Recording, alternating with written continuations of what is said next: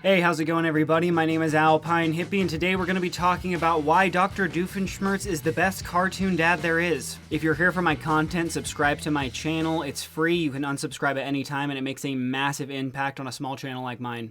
Now, I may cover anime a lot on this channel, but believe it or not, I was actually raised here in the United States. So instead of getting raised by Light Yagami and Spike Seagal, I was raised by our boys Phineas and Ferb. Perhaps that was for the better, but you can take that or leave it. Like many people my age, Phineas and Ferb was my favorite Disney cartoon growing up. It was a perfect show for a young kid like me growing up because it showed two guys who were nice to everyone and had a lot of friends and had a lot of fun as a result of it. They gave a really good example of being kind to everyone and inspired creativity. But as cool as Phineas and Ferb were, my favorite part of the show was the battle between Perry the Platypus and Dr. Doofenshmirtz. Hell, I liked Perry the Platypus so much that I used to dress up as him, in fact. But moving on from that, the character that I want to focus on a little bit today is Dr. Doofenshmirtz. Dr. Doofenshmirtz is arguably the main antagonist of the show, maybe dwarfs to Candace overall. But his entire character revolves around him being the embodiment of evil. He represents evil, he loves evil, and he's going to do everything he can to take over the tri-state area. Where's the tri-state area? I didn't know when I was a kid, and I didn't know now until I Google searched it, but here's that for a reference. But as evil as Dr. Doof may seem, I'm here to bring a different point entirely. As a man with major daddy issues myself, I can't help but say Dr. Doofenshmirtz is probably one of the best dads there is on TV. We'll get into the reasons why he's such a great dad, but first we have to delve a little bit into his backstory. Now, his tragic descent into evil began when both of his parents failed to show up at his birth. You heard me right. Both of his parents failed to show up. A tragic thing. How could anyone do this to their child? Moving on to his toddler years, he had to throw his own surprise party. Thankfully, the venue was Gunther's Goat and Cheese, the goat cheesiest place in all of Drusselstein. But even with this amazing venue present, it still ended in tragedy, as nobody showed up to his birthday party. After this failed birthday party, if only to add insult to injury, a dog was brought into the family, and named Only Son. This was a clear show to Heinz at a young age that he was in fact replaceable. By a human, by a dog, and that if it was a dog, the dog would be preferable.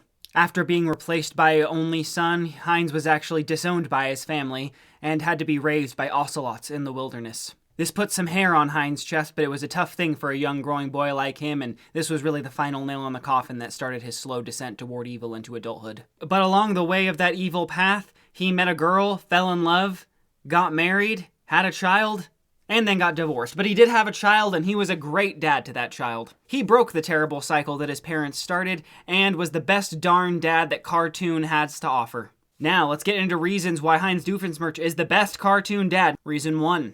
Dr. Doofenshmirtz broke the cycle that his family started. Instead of taking out his early frustrations on his child and parenting with bitterness, he decided to be the father that he always wanted. He did absolutely everything he could to make sure that his daughter Vanessa was always happy. Vanessa, of course, is an angsty goth who really wasn't having it along the way, but I think she knows deep down what a good dad Heinz is. Reason 2. Dr. Doofenshmirtz never missed a single one of Vanessa's birthdays. As we discussed earlier, no one ever showed up to Dr. Doofenshmirtz's birth. His own parents even failed to show up on the most crucial of birthdays, his first. But Dr. Doof made sure that his daughter never had to go through that pain and was present at every single one of Vanessa's birthdays growing up. A true champion and a truly good father, to say the least. My dad sure as hell wasn't at every single one of my birthdays. I mean, he did his best, but hey, he wasn't at every single one of them, and Dr. Doof was. Reason 3. He looks after and protects his daughter like a good dad should. Now, I don't think Dr. Doofenshmirtz is clarified as a stifling dad, to say the least, but when a creepy biker guy takes a pass at a 16-year-old daughter, he takes the claws right out.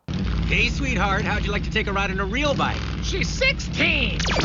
But hey, that's what we like to see, Heinz. No hesitation at all, just icing him straight there. No questions asked. Reason 4. He remembers the little things. A great example of this is the episode where he delivers a Mary MacGuffin doll to Vanessa for her birthday. Vanessa is confused in the episode and expresses, "This is pretty strange, I wanted this when I was 7. You later found out that Dr. Doofenshmirtz, since she was 7, had been scouring the internet and going through all sorts of garage sales just to find the discontinued doll. He finally found it years later and got to give it to her for her birthday. While Vanessa initially takes this with confusion, it ends up being a kind of tender moment, and you love to see it. And last but certainly not least, reason 5. He is aware of his daughter's allergies and puts himself in strenuous positions to make sure she's okay. I'm of course referring to the episode where Vanessa's hanging out with some of her friends in a campground, and they encounter some bees. Dr. Doofenshmirtz, knowing that she is allergic to bees, douses himself in honey and runs toward the bees to entice them to get away from her. Now don't get me wrong, I think it'd be pretty cool if he had her EpiPen on standby just in case, but that's pretty hardcore, man. I love me some good bees. I'll let one bee land on my shoulder just to respect its pollination for nature, but I think anyone would agree that this is a pretty obvious show that he is a very good dad who cares a lot about his daughter, even if he does it in a lot of stupid, silly ways sometimes. Anyway, that's all I really wanted to go over today. I kind of wanted to just talk a little bit about a show I watched growing up. I talk about anime a lot on this show, and I did watch cartoons growing up and felt pretty passionately about a lot of them, so it was nice to go over one of those today. Disney, please don't sue me for using clips in this video, and all that being said, signing off.